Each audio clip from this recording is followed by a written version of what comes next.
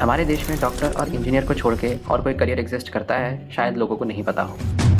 Research भी उतना ही important है जितना कि डॉक्टर और engineer. Research is gonna to boom in the upcoming future. Second question, why is research more about environment than talent?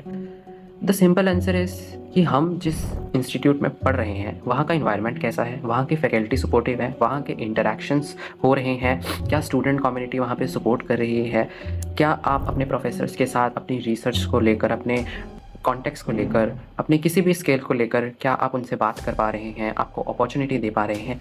ये सारी चीज़ें बहुत ज़रूरी है, क्योंकि अगर किसी के पास टैलेंट है और उसके पास अच्छी कम्युनिकेशन नहीं है और वे ऑफ रीचिंग नहीं है तो वो नहीं कर सकता। अगर दूसरी साइड कोई ऐसा इंसान जिसके पास स्किल है, कम्युनिकेशन है, भले ही वो इतना टैलेंटेड ना हो बट वो अच्छी रिसर्च कर जाएगा, क्योंकि रिसर्च में कनेक्शंस की बहुत ज़रूरत पड़ती है।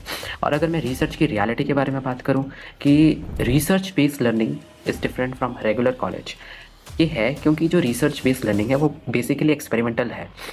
तो उसमें बहुत सारे एक्सपेरिमेंट्स होते हैं, थियरी पे फोकस होता है, बट मोर देन थियरी यहाँ पर रिसर्च में लैब एक्सपेरिमेंट्स या ऑल दैट स्टफ, इंस्ट्रूमेंटल, इन सब पे फोकस होता है। और जो रेगुलर कॉलेजेस होते हैं they are just based on theory. So simple distinction is there, in research you will have lab experiments, you have lab experiences, but in regular colleges you have very less, but you will get more theoretical knowledge in regular colleges rather than research based.